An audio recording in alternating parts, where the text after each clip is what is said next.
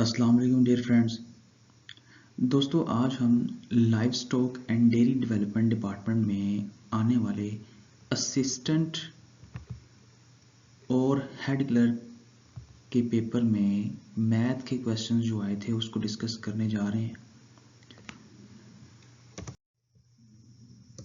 हमारे पास पहला क्वेश्चन है, in a class there are 27 students if there are 7 more girls than boys in the class how many students are girls. यानी कि अगर हमारे पास एक क्लास में टोटल 27 स्टूडेंट्स हैं और गर्ल्स की तादाद बॉयज़ की निस्बत 7 ज़्यादा है, मोर देन 7 है, तो बताइए गर्ल्स की तादाद क्या होगी। फर्स्ट ऑफ ऑल आपने लेट कर लेना है, बॉयज़ हमारे पास हम लेट कर लेते हैं वो x है एंड गर्ल्स हमारे पास x+7 है। ऑब्वियसली जितनी बॉयज़ की तादाद होगी उससे 7 मोर देन हमारे पास तादाद किन की होगी, गर्ल्स की होगी। तो हम बॉयज़ को अगर हम लेट कर रहे हैं x, तो गर्ल्स हमारे पास क्या होंगी, x+7 होगा।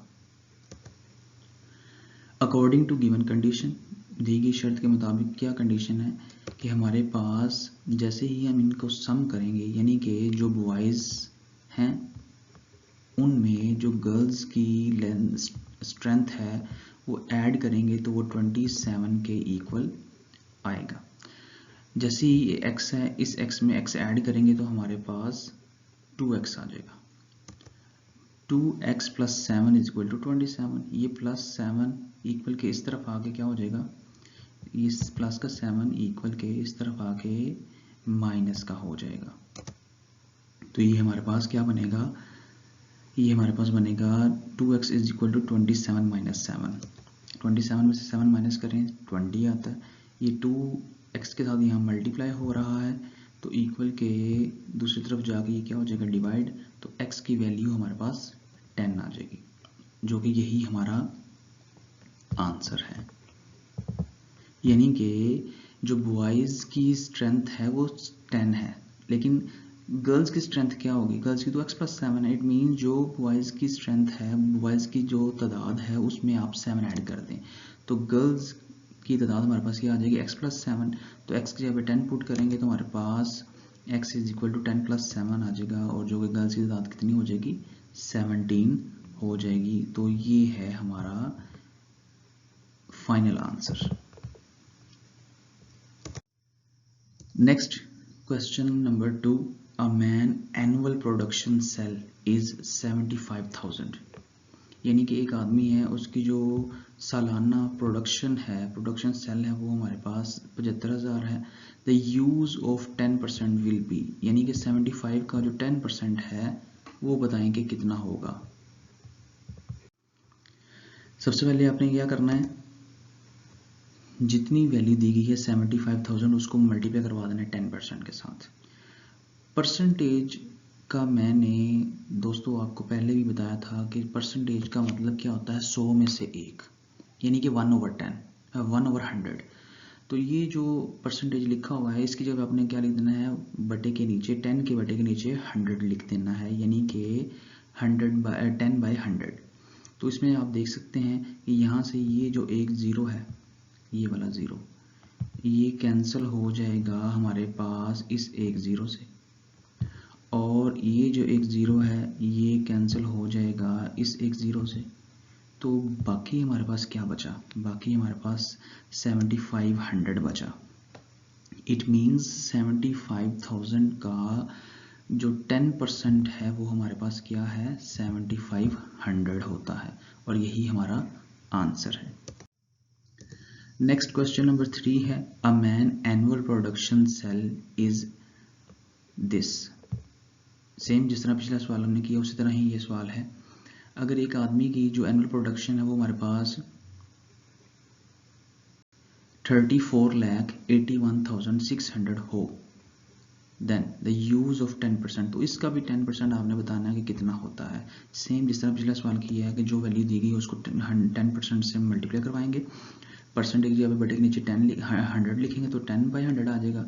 तो आप देखेंगे तो यहाँ से ये जो एक ज़ीरो है ये इस ज़ीरो से कैंसिल हो जाएगा और ये वाला एक ज़ीरो हम कैंसिल कर देंगे इस ज़ीरो के साथ। तो हमारे पास जो आंसर आता है वो हमारा आंसर ये है 3,48,160 रुपीज़। ये 10% यूज़ होगा गिवन अमाउंट का। नेक्स्ट क्वेश्चन नंबर 4 है a man take loan of 65,000 on annual interest rate of 3%। 3% के रेट के ऊपर एक आदमी है वो 65,000 का कर्जा लेता है। In how many years interest become 68,900। तो कितने साल में जो उसका इंटरेस्ट है, इंटरेस्ट समेत जो उसकी रकम है वो 68,900 बन जाएगी। सबसे पहले तो अपने डिफरेंस निकाल लेना है कि डिफरेंस कितना है हमारे पास। जो रकम है हमारे पास इंटरेस्ट के बाद वो 68,900 है और इंटरेस्ट से पहले जो उसने लोन लिया था वो हमारे पास 65,000 है। तो ये डिफरेंस हमारे पास कितना आया 3900 का डिफरेंस आया। तो सबसे पहले आपने फिर क्या करना है, इसके बाद 1 ईयर रेट ऑफ इंटरेस्ट यानी एक साल का जो इंटरेस्ट है वो आपने निकाल लेना है। 65,000 को आपने 3 से मल्टीप्लाई करवा देना है यानी 3% निकालना है 65,000 का। आपने परसेंटेज का मतलब बिल्कुल सेम उसी तरह ही है कि 100 में से 1 यानी कि आपने परसेंटेज जब क्या लगा देना है बटे के नीचे 100 लगा देना है और 100 के ये जो 2 ज़ीरो हैं स्टूडेंट्स आपने इन 2 ज़ीरो से कैंसिल कर देने हैं। बाकी आपके पास क्या बचेगा 650, उसको आपने 3 से मल्टीप्लाई करवाना है तो 1950 1950 एक साल का जो इंटरेस्ट आया वो हमारे पास ये आया। अब आपने क्या कर लेना है 2 साल का इंटरेस्ट निकाल लेना है। 2 साल का इंटरेस्ट निकालेंगे तो 2 इयर्स का इंटरेस्ट कैसे निकालना है, आपने इसी जो 1 साल का इंटरेस्ट निकाला उसको 2 से मल्टीप्लाई करवा दें तो आपके पास वैल्यू क्या आ जाएगी। तो दोस्तों हमारे पास वैल्यू आ जाएगी 3,900 यानी कि 3,900।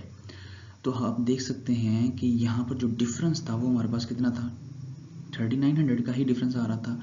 तो ये जो इंटरेस्ट है 3,900 का ये कितने साल का है, तो ये 2 साल का इंटरेस्ट हमारे पास 2 साल का इंटरेस्ट रेट आ रहा है। तो सवाल अगर आप और से पढ़ें दोबारा तो इसमें क्या पूछा गया है in how many years interest become this यानी कि 65,000 का कर्जा लेके कितने सालों बाद उसको 68,900 वापस करना पड़ेगा इंटरेस्ट समेत। तो वो 2 साल के बाद उसको 68,900 वापस करना पड़ेगा। यानी कि अगर उसने 65,000 लोन लिया है तो 3,900 का इंटरेस्ट उसे 2 साल में पे करना पड़ेगा और टोटल टर्म उसको वापस करनी पड़ेगी 68,900 की। स्टूडेंट नेक्स्ट हमारे पास क्वेश्चन है 7x minus 1 is equal to 4x plus 8. What will the value of x? तो x की वैल्यू क्या होगी ये हमने बताना। सिंपल क्वेश्चन है। आपने ब्रैकेट के बगैर ये सारा नंबर लिख लेना एज इट एज। उसके बाद आपने क्या करना है x की वैल्यूज़ को एक तरफ यानी कि ये जो x की वैल्यू ये इक्वल के इस तरफ आ जाएगी और ये जो कांस्टेंट वैल्यू है ये इक्वल के इस तरफ आ जाएगी।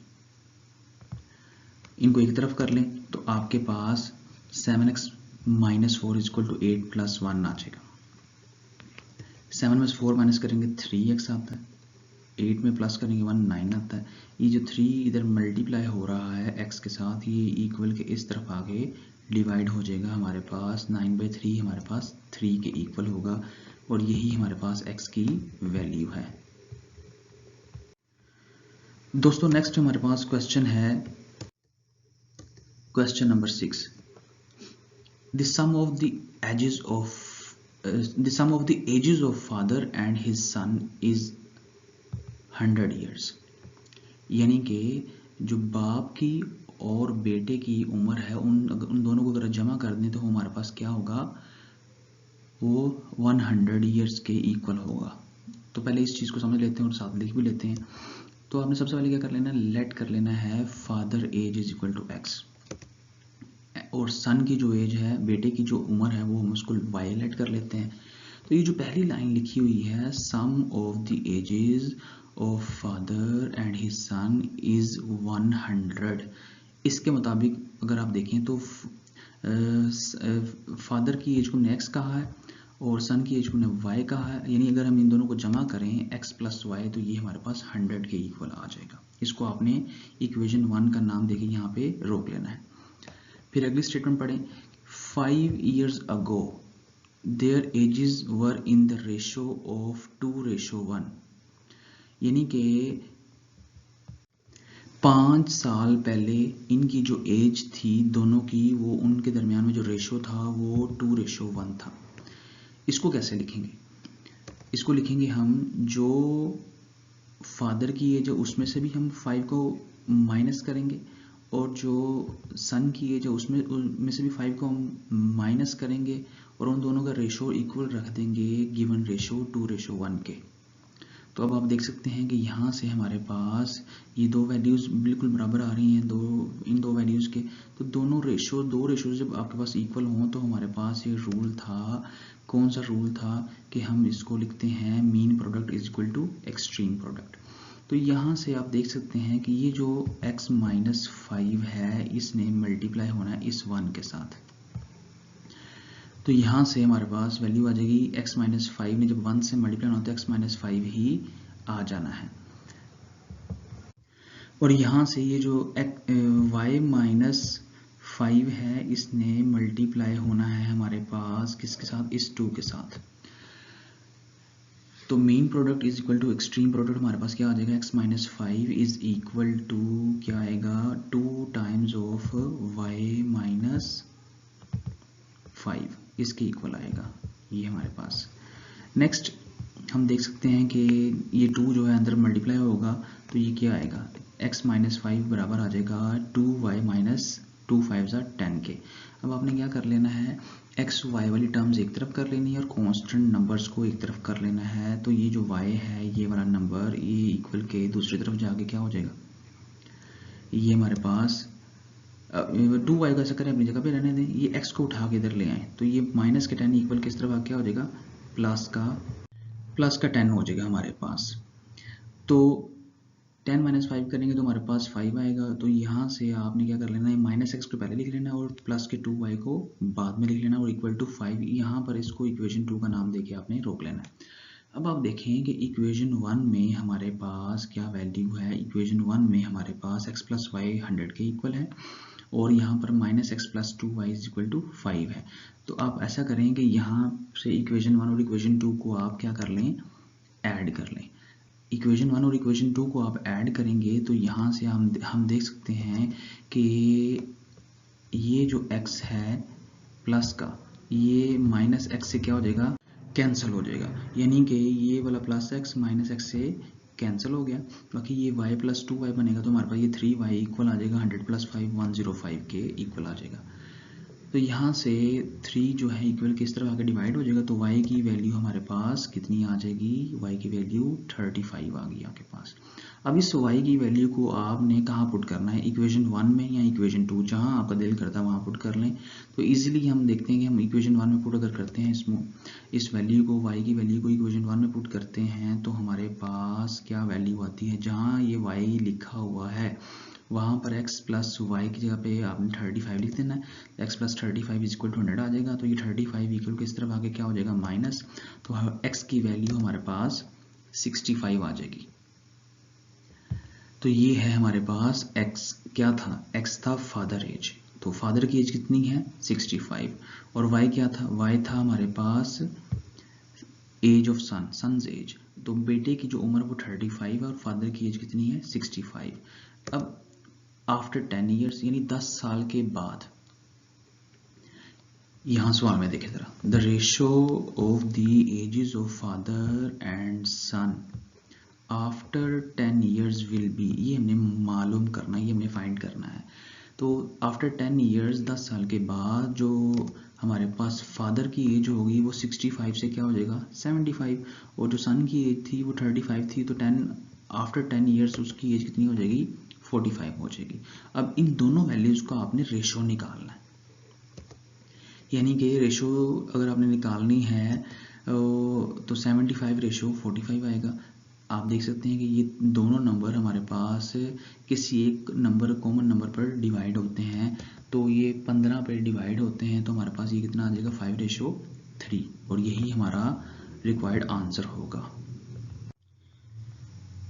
5:3। That's the final answer. Next दोस्तों हमारे पास क्वेश्चन नंबर 7 है। अ मैन पेड 8500 ज़कात, what will be his income. तो उसकी इनकम क्या होगी, यानी कि एक आदमी है वो अपनी इनकम के ऊपर 8500 की ज़कात पे करता है। अब उसकी इनकम कितनी है ये मालूम करें। सबसे पहले आपको ये पता होना चाहिए कि जो हमारे पास रेट ऑफ ज़कात है वो हमारे पास दोस्तों वो 2.5% होता है। वैसे ही सिंपल जीके के पेपर में भी ये आपसे सवाल पूछ सकते हैं कि रेट ऑफ ज़कात क्या होता है, तो वो 2.5 होता है, तो ये आपको याद होना चाहिए ज़ुबानी।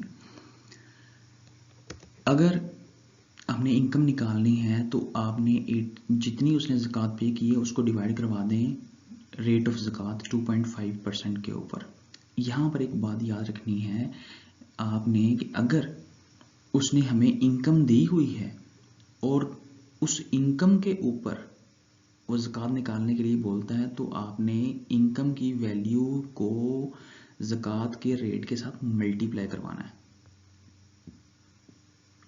लेकिन अगर उसने ज़कात दी हुई है और कहा है कि आप इनकम मालूम करें, तो फिर आपने ज़कात की रकम के साथ रेट ऑफ ज़कात को डिवाइड करवाना है। ये दोनों डिफरेंट क्वेश्चंस बनते हैं, तो ये आपने क्लियरली ज़रा सोच समझ के इसको सोल्व करना है।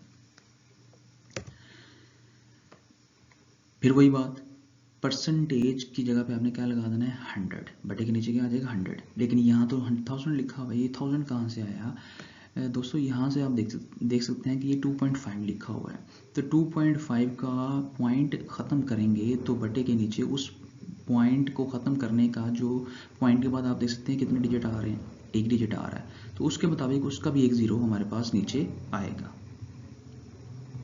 यानी कि ये जो 25 के नीचे हमने 1000 लिखा है उसमें से 2 ज़ीरो जो हैं वो परसेंटेज के हैं और एक ज़ीरो जो ये पॉइंट है इसको ख़त्म करने का ज़ीरो हमने लगाया। अब आप देख सकते हैं कि यहाँ पर ये 8500 हमारे पास डिवाइड हो रहा है 25 और 1000 से। इस डिवीजन को हम मल्टीप्लिकेशन के सिंबल में चेंज करेंगे तो ये जो नंबर आ जाएगा हमारे पास ये क्या हो जाएगा, ये उलट जाएगा, यानी कि इसका रेसिप्रोकल आएगा हमारे पास। तो ये क्या बन जाएगा, डिवीजन की जगह मल्टीप्लाई लगा दिया और ये हमारे पास क्या बन गया, ये हमारे पास बन जाएगा 1000/25। ऊपर क्या था 25/1000, तो नीचे क्या लिख दिया हमने, डिवीजन की जगह पे मल्टीप्लाई लिख दिया और इस नंबर को हमने रेसिप्रोकल लिख लिया उसका। अब हम देख सकते हैं कि यहाँ से जैसे ही हम ये 1000 को 25 पे कटिंग करेंगे तो हमारे पास क्या आता है, हमारे पास ये देखें ये 25 है और ये फ़र्ज़ करें कि हमारे पास ये 100 है, तो 25 को और 100 की कटिंग करेंगे तो हमारे पास क्या आएगा 4 आएगा और 4 के साथ ये वाला 0 आ जाएगा तो 40 आएगा, तो 8500 मल्टीप्लाई क्या आ जाएगा 40 आ जाएगा। तो 8500 को 40 से मल्टीप्लाई कर लें तो हमारे पास कितना आ जाएगा, हमारे पास 3,40,000 इनकम आ जाएगी। यानी कि वो आदमी जिसने 8500 की ज़कात पे की थी वो उसके पास जो इनकम है उसकी वो कितनी है, टोटल अमाउंट कितनी है उसके पास, वो 3,40,000 है। ये थी दोस्तों आज की वीडियो। उम्मीद है आपको वीडियो पसंद आई होगी।